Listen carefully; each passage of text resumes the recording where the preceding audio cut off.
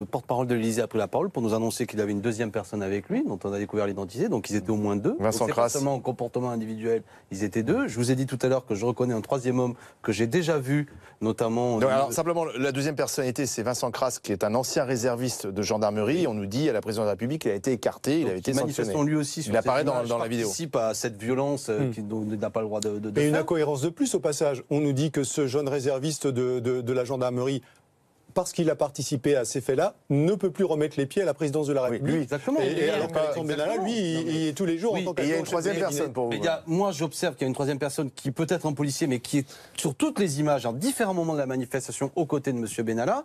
Donc la question que je pose, avec beaucoup de points d'interrogation, mais j'en suis réduit là, y a-t-il une cellule, une équipe un peu, auprès du président de la Que font ces gens sur place? Voilà, que font ces gens? Quelle est leur mission? Ils ont des talkie-walkie. À qui parlent-ils? Prennent-ils des consignes? Donnent-ils des consignes? Vous ne croyez pas à l'histoire de l'observateur moi, ce que je qui est là pour assister aux opérations de maintien de l'ordre, bon, qui Olivier participe? Truchot, évidemment que je fais des hypothèses et peut-être qu'elles s'effondreront, mais j'observe que, vu la manière dont la présidence de la République a cherché à étouffer cette affaire, ça ne peut pas se limiter seulement à une affection du président de la République pour un homme. Je veux dire, M. Macron a le sang-froid, et s'il s'agissait de dire on évacue Benalla, il l'aurait fait sans doute. S'il ne le fait pas, c'est peut-être parce que, et je souhaite que la presse puisse travailler, et c'est l'objet des commissions d'enquête, qu'on nous interroge. Tout à l'heure, vous disiez un syndicaliste policier. Les policiers sur place pensaient que c'était des collègues. Qu'est-ce que c'est que cette histoire?